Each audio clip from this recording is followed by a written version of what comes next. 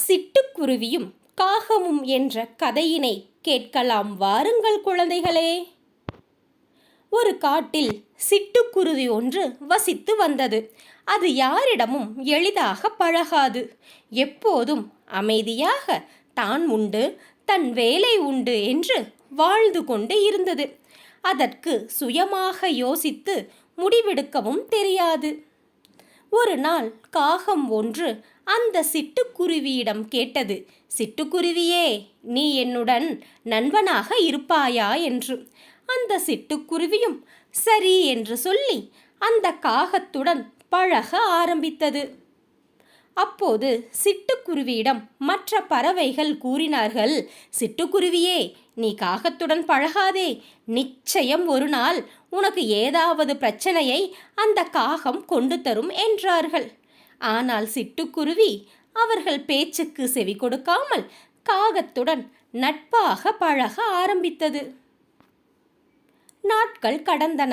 அப்போது ஒரு நாள் காகம் சிட்டுக்குருவியிடம் கேட்டது, நண்பா, நாங்கள் வெளியே செல்கிறோம், நீ எங்களுடன் வருகிறாயா என்று. சிட்டுக்குருவியும் சரி, நானும் வருகிறேன் என்று அந்த காகங்களுடன் சென்றது. அந்த காகங்கள் அருகில் இருந்த ஒரு சோள வயலில் புகுந்து அங்கு இருந்த அனைத்து சோள வகைகளை கொத்தி திங்க ஆரம்பித்தன.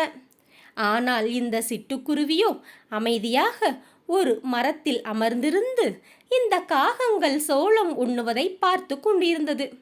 அப்போது திடீரென்று அந்த விவசாய நிலத்தின் உரிமையாளர் ஓடி வந்தார். கையில் கம்போடு வந்து இந்த காகங்களை விரட்டினார். இந்த காகங்களும் பயத்தில் பறந்தன. அந்த காகங்கள் சிட்டுக்குருவியை தனியாக அங்கு விட்டுக்கொண்டு பறந்து சென்றன.